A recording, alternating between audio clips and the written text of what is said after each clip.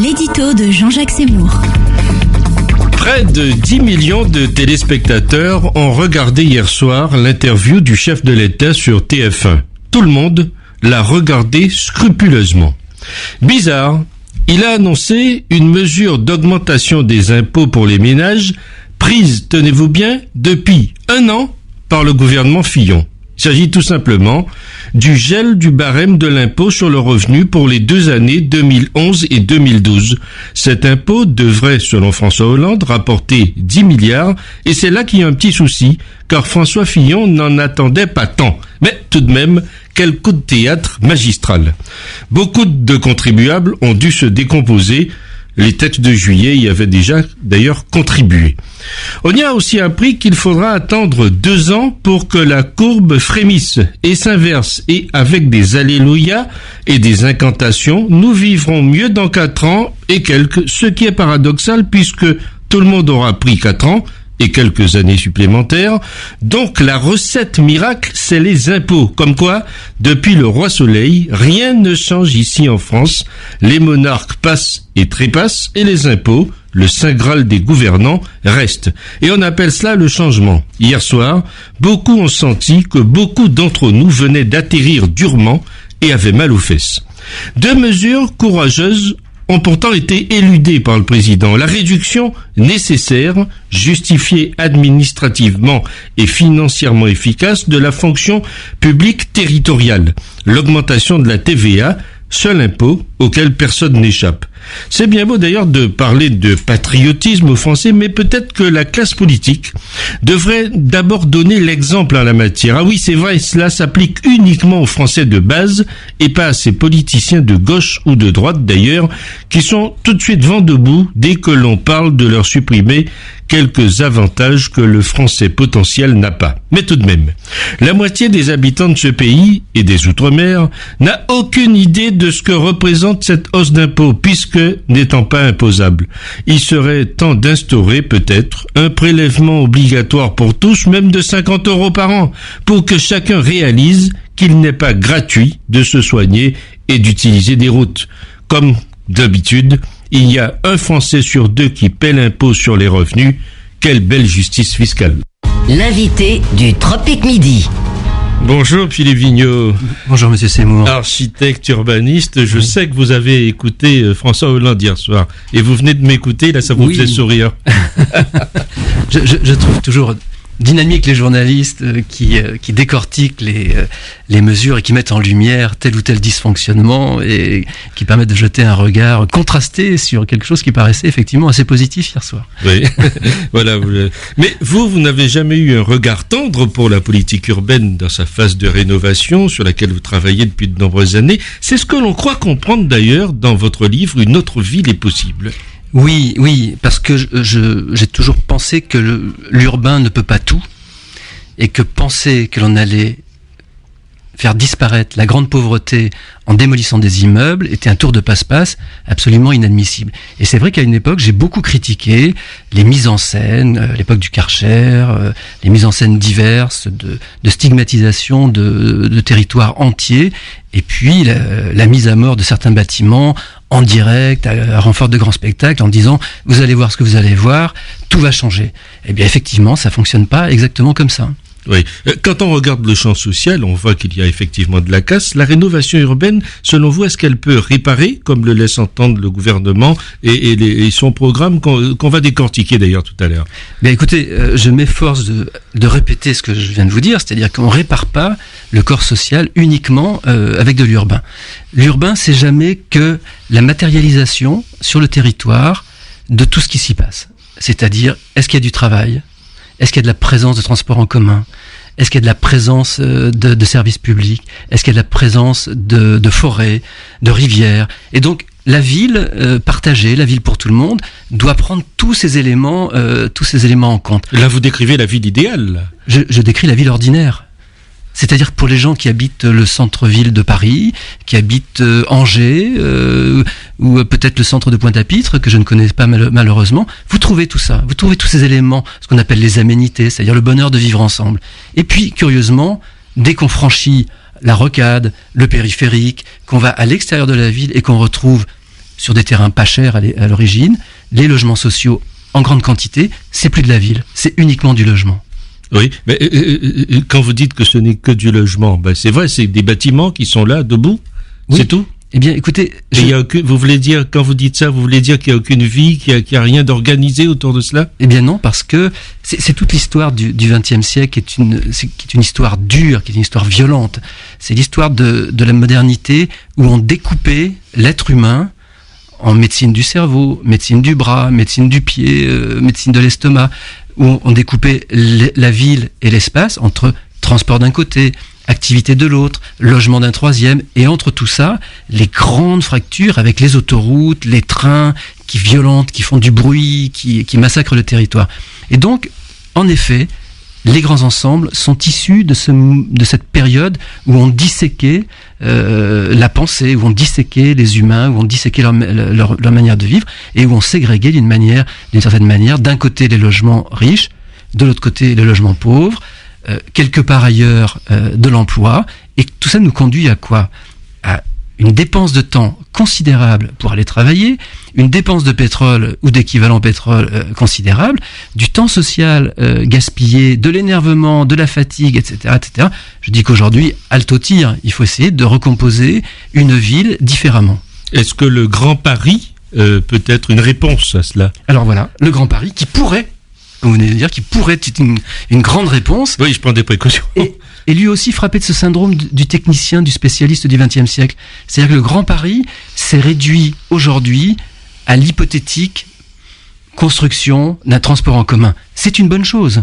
C'est une bonne chose. Mais il n'a en aucune manière été pensé par Monsieur Blanc et le gouvernement précédent comme étant quelque chose de facteur de ville, quelque chose qui allait...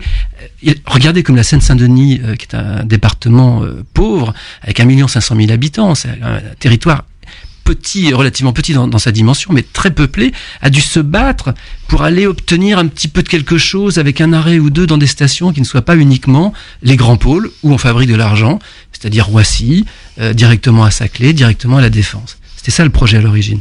Mettre, soi-disant, les gens importants en relation immédiate pour fabriquer beaucoup d'argent. Eh bien non, il est considéré aussi, notamment en Seine-Saint-Denis, qu'il faut que les trains s'arrêtent là où habitent les gens. Oui, et puis qu'il y ait aussi des logements. Alors, et qu'on n'ait pas des drames comme on en a eu ce week-end. Oui, alors évidemment, mais alors Saint-Denis, c'est une ville qui s'est effondrée avec l'industrie.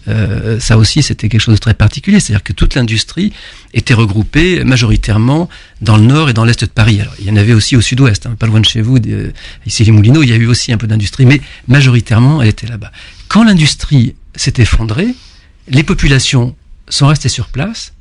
Et aujourd'hui, l'Est de l'Île-de-France ne représente que des coûts, alors que l'Ouest de Paris capitalise tout l'argent et toutes les énergies. Donc il y a un besoin de rééquilibrage territorial dans toutes les régions. C'est valable aussi la région de Lyon. Toutes les grandes métropoles connaissent aussi des territoires plus pauvres et des territoires plus riches. Donc il faut arriver à recomposer la ville en tenant compte également de la question économique et sociale. Et justement, à cause de cette question économique et sociale, est-ce que la politique urbaine et les politiques urbaines mises en place aujourd'hui, c'est quoi? C'est un leurre ou c'est une vérité? Écoutez, je pense il se trouve que j'ai travaillé au cabinet de Claude Barthelone pendant 2 ans. Quand il était ministre de la Ville. Lorsqu'il était ministre de la Ville. Et tout ce travail s'est fait dans une honnêteté totale et un besoin, et une volonté de progresser. Il se trouve que pendant 20 ans, l'histoire de la politique de la ville a appris son métier. Aujourd'hui, du point de vue technique, on sait tout faire. On sait démolir, on sait réhabiliter, on sait reconstruire, on sait faire des équipements, on sait les financer, bref, on sait faire tout ça. Ce dont on n'avait pas conscience à l'époque, c'est qu'en effet, l'urbain ne peut pas tout, et que la question de l'économie, de la formation et du travail est au cœur de notre civilisation, qu'on le veuille ou non. Et donc c'est par le retour au travail que l'on va pouvoir régénérer, recapitaliser, redonner des moyens dans ces quartiers qui aujourd'hui sont complètement paupérisés. Oui, on sait tout faire, mais puis on s'en occupe et puis on voit des ghettos aussi, c'est ça que nous on voit, qu'on observe. Les ghettos ne sont pas le fruit de la politique de la ville. Les ghettos sont issus directement de la politique des années, ce qu'on appelait les 30 glorieuses, de la libération aux années 75. Sont arrivés les deux chocs pétroliers et ce qui fonctionnait à peu près s'est retrouvé complètement paupérisé. Mais c'est bien issu de ce dont je vous parlais tout à l'heure, c'est-à-dire la division de l'espace. C'est-à-dire là, je mets des grands ensembles, à l'extérieur évidemment du centre-ville, parce que les travailleurs c'est bien gentil, mais enfin si c'est un petit peu plus loin, c'est mieux. Sauf que les travailleurs de l'époque sont aujourd'hui exclus du champ du travail. Et que là où il faudrait que des familles aient à minima 1300, 1500 euros pour survivre, les statistiques montrent qu'on est plutôt en dessous de 1000 euros, autour de 850 dans les zones urbaines sensibles. Donc vous voyez que l'effondrement du travail a conduit à l'effondrement social de ces quartiers. Oui. Alors justement, la semaine dernière, le 5 septembre dernier, Cécile Duflot a présenté un projet au Conseil des ministres. Ces mesures, elles vous ont inspiré de quoi ? Écoutez, elles vont dans le bon sens ? Oui, bien sûr, dès qu'on construit massivement du logement, on est très content. Sauf qu'il y a des récalcitrants qui vont pas vouloir construire. Alors ceux-là on les connaît déjà, oui. Comme dirait l'autre, j'ai des listes. On va y revenir, mais oui. La première chose c'est que, effectivement, quand le bâtiment va, tout va, c'est pas complètement faux. C'est-à-dire qu'il y a beaucoup d'emplois autour de la création de logements. Et puis il y a aussi un besoin de logements sociaux. Mais, et là je vais sur la deuxième partie de votre question, des logements sociaux en quantité, il est faux maintenant, mais pas n'importe où. Et c'est là où je dis qu'il y a un besoin, une obligation d'urbanité. C'est-à-dire que les terrains de l'État qui vont être libérés devront être considérés comme des morceaux de ville ou appartenant à la ville. Et donc, il y faudra des commerces, de l'emploi, des transports en commun, sinon ce sera de mauvais projets et de mauvaises réalisations qui seront elles-mêmes porteuses d'une dégradation future. Oui. Alors maintenant, vous me dites qu'il y a des récalcitrants. Oui, il y en a. On les connaît. Moi, j'ai toujours crié au scandale. C'est-à-dire qu'aujourd'hui, grâce à la loi SRU, il y a de plus en plus de villes qui construisent du logement social. Mais la loi SRU... Mais là, elle va être durcie, cette loi. Alors, elle va être durcie, mais sur le dos des habitants, Monsieur Seymour. C'est-à-dire que certains élus se font de la publicité politique en payant, c'est-à-dire sur le dos des administrés, en payant des taxes avec l'argent des contribuables. Non. Moi, je dis, il faudrait que les élus soient punis eux-mêmes, comme on punit n'importe quel voleur de mob qui n'applique pas la loi. Enfin, vous voyez, il y a encore cette histoire de... Il y a une complicité à un moment entre l'État, les gouvernements et ces élus récalcitrants. Je ne le pense pas. Je pense pas à mal. Je pense qu'il y a une idée toujours de dire les gens sont honnêtes et bienveillants. Et donc, ils vont accéder à la requête nationale, aux besoins national, au besoin sociétal de construire des logements. Eh bien non, il y a des vrais... Vous appelez là un patriotisme sociétal. Absolument, ouais. Absolument, mais le terme est exact, le patriotisme sociétal. On peut imaginer que tous les élus en sont pourvus, puisqu'ils sont élus pour le bien public. Eh bien non, malheureusement, on s'aperçoit qu'il y a une poignée. Elle n'est pas énorme, sans doute, on les connaît, et je pense que ces gens-là devraient être traduits devant une juridiction qui a dit, écoutez, vous n'appliquez pas la loi, donc vous êtes punis personnellement. Alors... illégibilité, j'en sais rien, non-illégibilité pendant 5 ans. Il faut sans doute trouver quelque chose. Mais faire payer l'incurie de certains élus par les administrés via les impôts locaux, je trouve pas ça très bien. En tout cas, Philippe Vigneault, vous avez publié ce livre, Une autre ville est possible. J'ai envie de vous dire oui, mais laquelle ? Est-ce qu'il n'est pas trop tard ? La crise économique n'est-elle pas en train de mettre tout cela à mal ? Et puis, que peut y faire l'État ? L'État, le rôle de l'État... c'est toujours dans l'histoire de maîtriser l'espace et le temps. L'espace, c'est l'espace national, c'est-à-dire la grande organisation du territoire national. Et là, il peut travailler à cette recomposition des villes dans le sens où il peut aider à ramener de l'activité dans certains territoires qui n'en ont plus. On parle souvent du Grand Paris, vous en parliez à l'instant. Le Havre devrait être le port majeur français du Grand Paris, avec un arrière-pays de 20 millions d'habitants. On a abandonné les ports. Et autour de cet abandon du port, on a donc fait mourir à petit feu de l'activité pour des milliers d'emplois. Et par conséquent, on a aussi favorisé le transport en camion au détriment du ferroutage entre le Havre et la région parisienne. À travers ce que je suis en train de vous dire, vous voyez se dessiner une autre approche. C'est-à-dire que il ne s'agit pas que l'État ne fasse pas son travail ou trop de travail, mais qu'il vienne organiser avec les régions et avec les collectivités une autre manière de fabriquer le territoire qui soit plus économiquement viable, plus dynamique économiquement, qui soit du point de vue écologique bien meilleur que les résultats que l'on a aujourd'hui. Je vous parlais du ferroutage, mais il y en a d'autres. Et du point de vue social, solidaire, on est capable d'organiser des péréquations. Je parlais tout à l'heure de la région Île-de-France. Il est un scandale absolu qu'encore aujourd'hui, l'ouest de Paris se remplisse les poches, alors que l'est de Paris n'a que les coûts sociaux, des logements sociaux et des gens au chômage. Il y a là un travail au niveau régional qui n'est pas fait. Donc l'État a sa place. Et pour en terminer sur cette question de la solidarité, il n'est pas normal non plus que la région Île-de-France, de mon point de vue, qui est la région la plus riche de France, touche autant d'aides pour se reconstruire que certaines autres régions de France qui, elles, sont en décrépitude économique. Donc vous voyez, il y a un champ de réflexion du rôle de l'État et de sa relation avec les régions et les villes qui s'ouvre devant nous, j'espère. Il m'est arrivé d'en dire quelques mots avant qu'il soit élu au président actuel.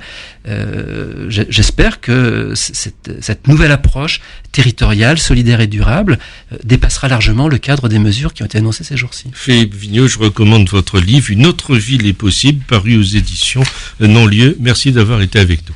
Merci, monsieur Seymour. Un mot encore, n'oubliez pas, 726e jour de captivité pour Thierry Doll. Nous pensons fortement à lui et à sa famille. Demain, nous parlons tourisme avec un acteur du tourisme à la Martinique, Yann Monplaisir.